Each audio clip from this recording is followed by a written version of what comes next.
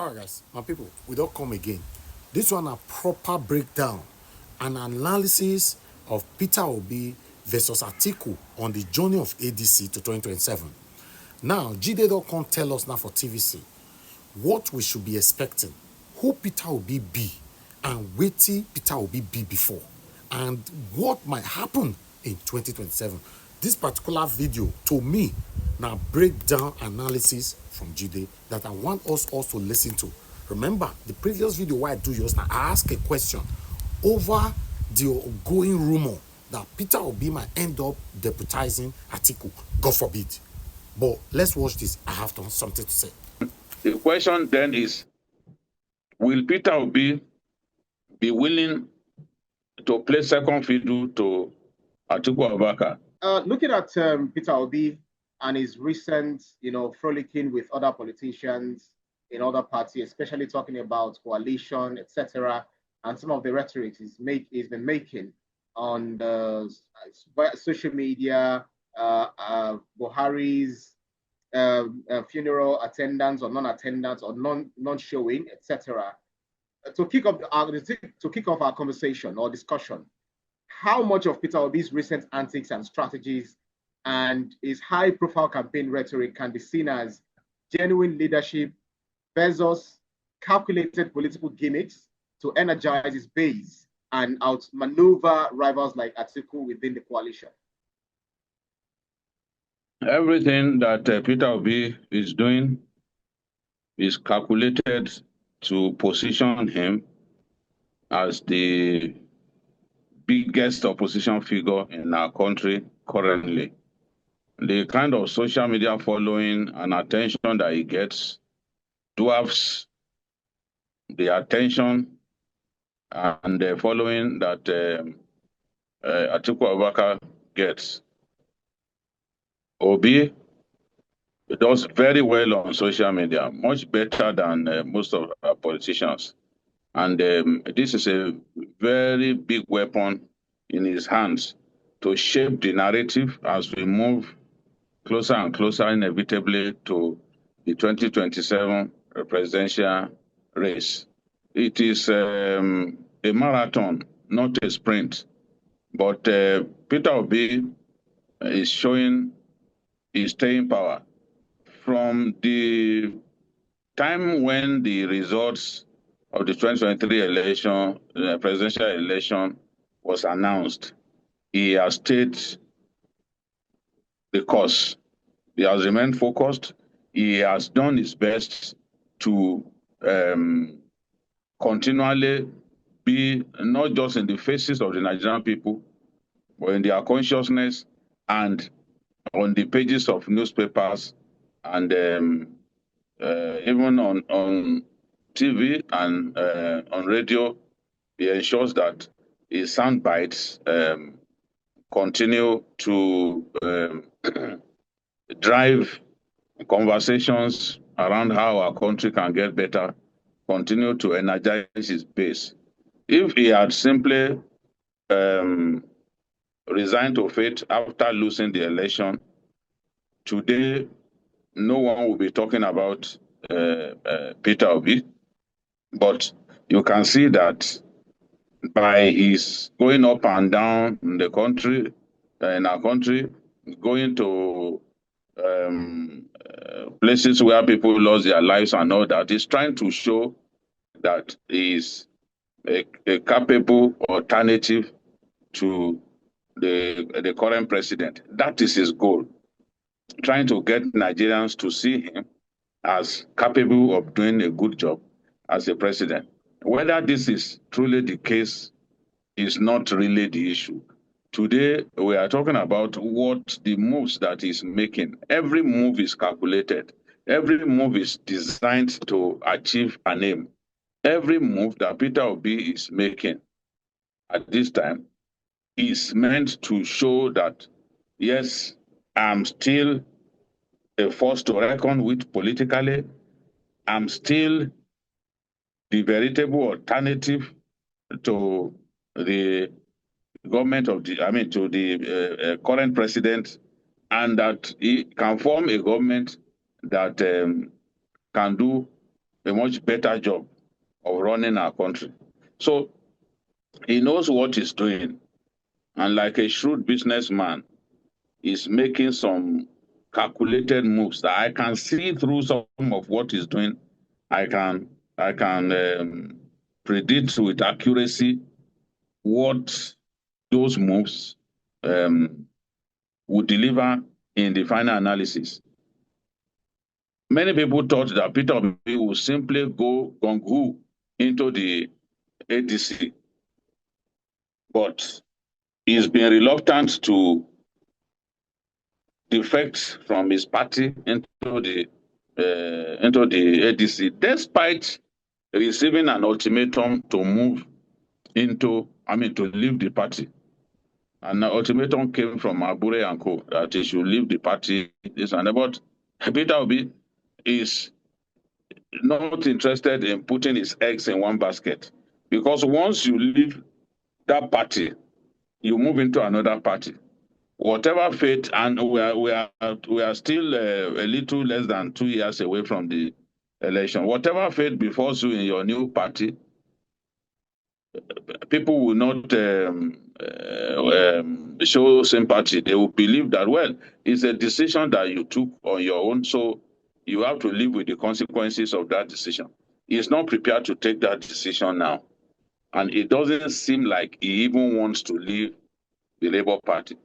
Because, let's face it, Atiku Abubakar cannot spend his money bringing people together for the purpose of using a new platform to contest against President Bola Ahmed Tinubu.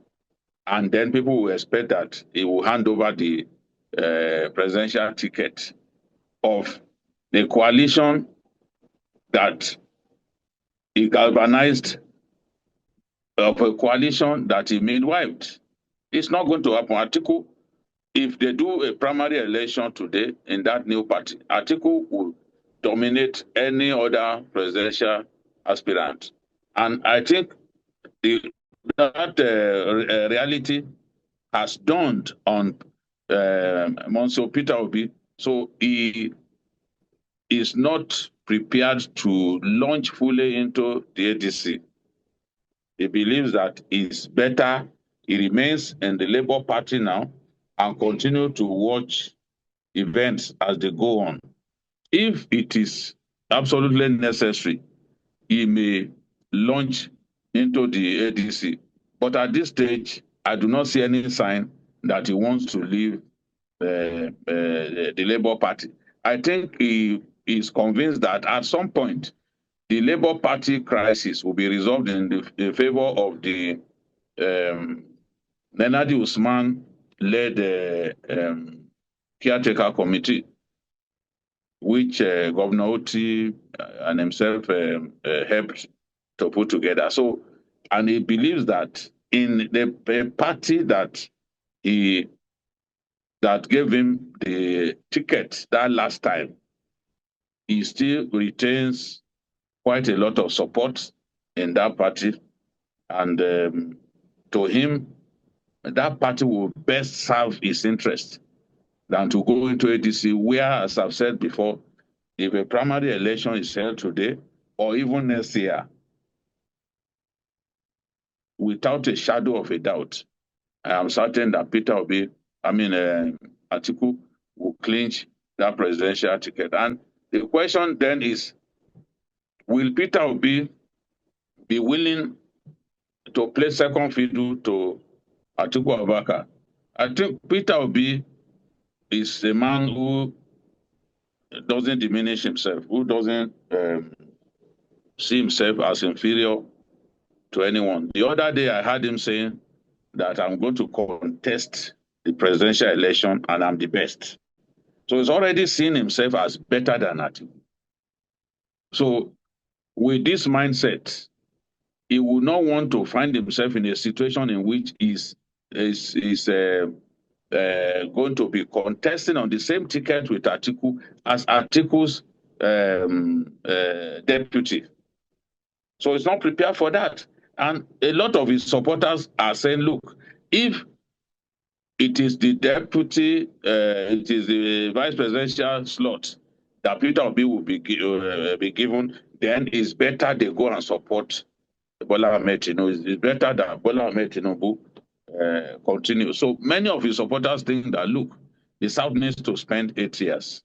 The same way they not spend 8 years through the late Muhammadu Buhari.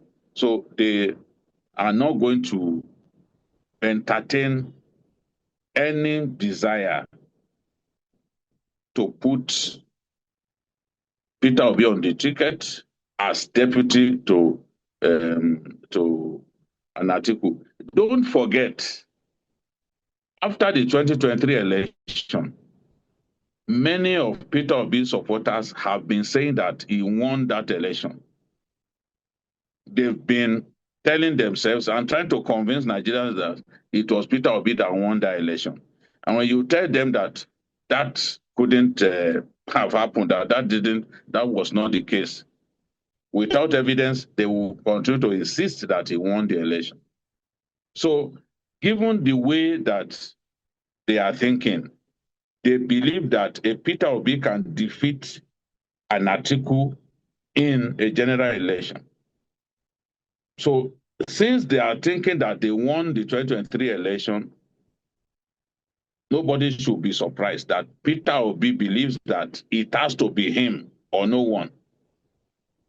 So, whatever the platform that is going to use, Peter Obi's supporters, the obedient movement, will not tolerate giving Peter Obi the vice presidential ticket. It has to be the presidential ticket. It has to be the presidential ticket or nothing.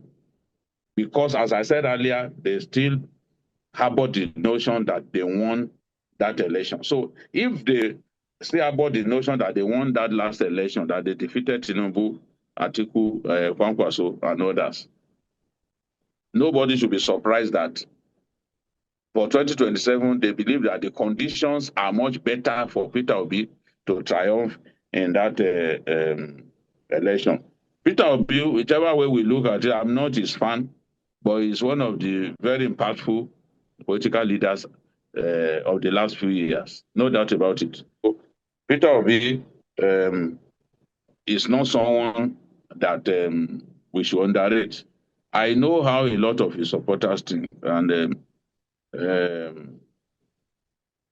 Peter Obi believes, and his supporters to believe, that this time around he can do much better in the North Central states than he did in 2023. Remember, he won 2 states out of 6 in the North Central. He won Nasarawa, he won Plateau. This time around, his supporters think he can add 2 more states. That is Kogi and Benue. You know, he has made a lot of trips to Benue in recent times, usually to commiserate with the people. When there is flooding, he goes there to greet them. He was even shown riding in a canoe. All of the canoe, you know, after a flood disaster, all of those actions are meant to trigger a reaction. And those actions are meant to show that, look, I am a good alternative to President Bola Ahmed Tinubu. So, and apart from, they believe that between the southeast and north central states, he can get 9 states. They believe that he can dominate the south states, including Edo, Delta, the rest of them. They believe he can dominate those states in the election. They believe he can still win Lagos State in the presidential election. So this is the way they are thinking. And he knows that at this time, Governor Oti, the sole governor from his party, has not taken the plunge into ADC. He too is biding his time. He's waiting for the opportune moment. And as I've said, it makes no sense to underrate Peter Obi at this time. In 2019, his party, the Labour Party, scored 5,074 votes in the entire country. The coming of Peter Obi into Labour Party in 2022 saw a surge of support for the same Labour Party that won a paltry, that scored a paltry 5,074 votes.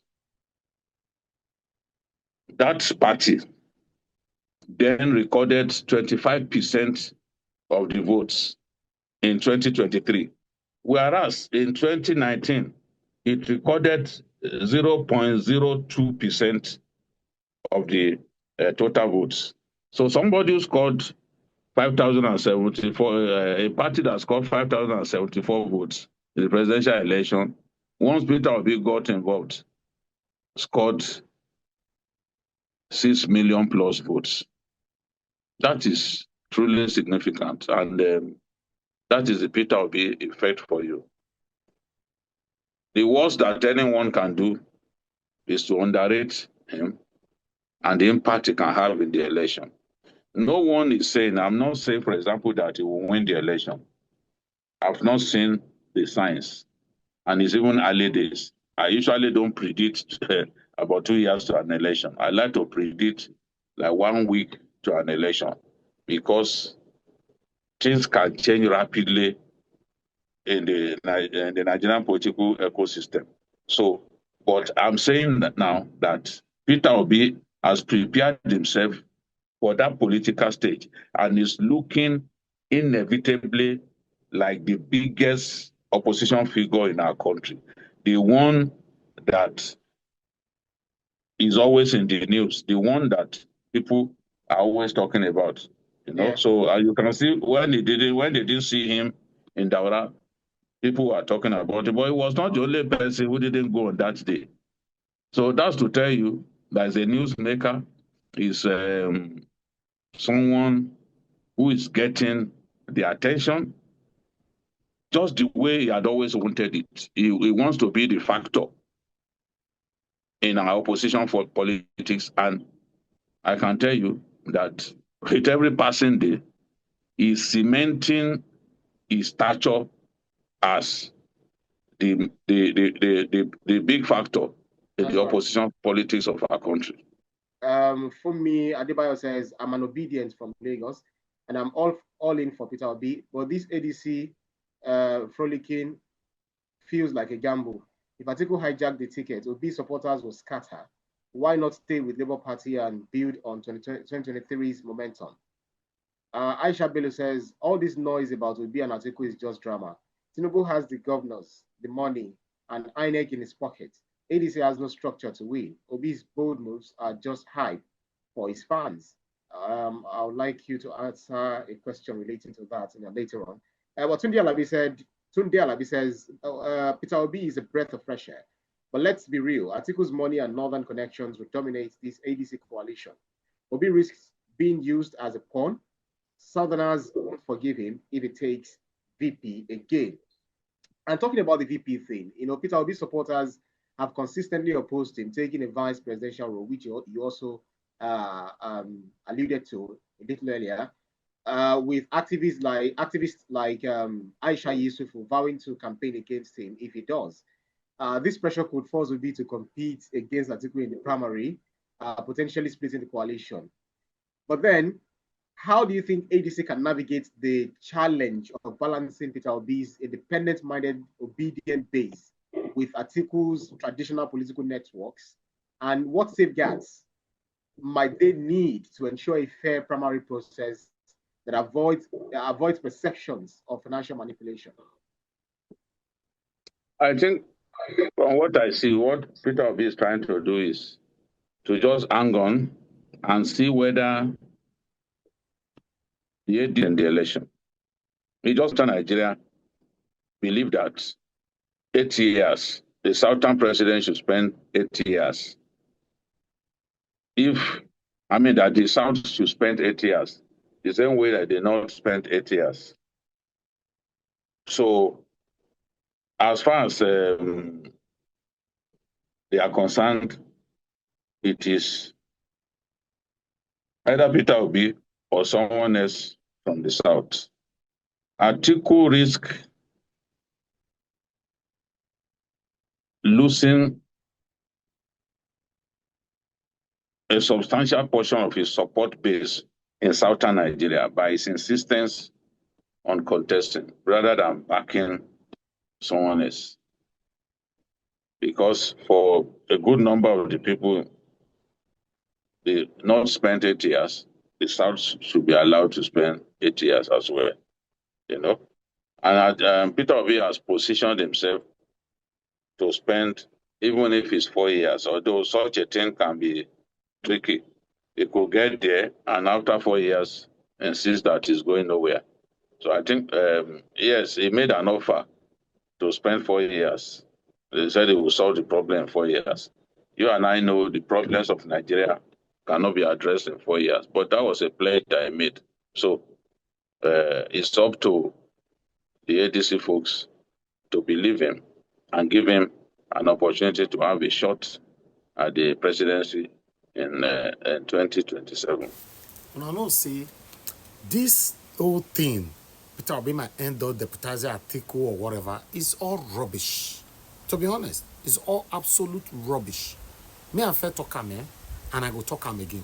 For any reason, now Atiku now they give the ticket, and Peter Obi still decide the ADC why they give the ticket to Atiku. I will support Tinubu to continue.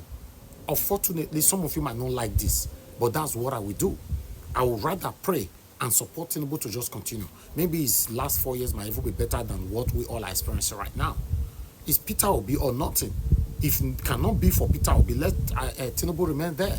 You want Tinubu to be removed, me and Atiku take over the situation, the country. Me, I never. The desperation of Atiku alone is disgusting. It's scary. The desperation is scary. If you know they scare you, I don't know what will ever scare you again. This is my submission. I don't know what yours might be. This is NAIJA Watch Media. Join us every day, 7 p.m. Nigerian time. Let's continue to talk about the things as affect you and I. Take care, guys. I'm back for now.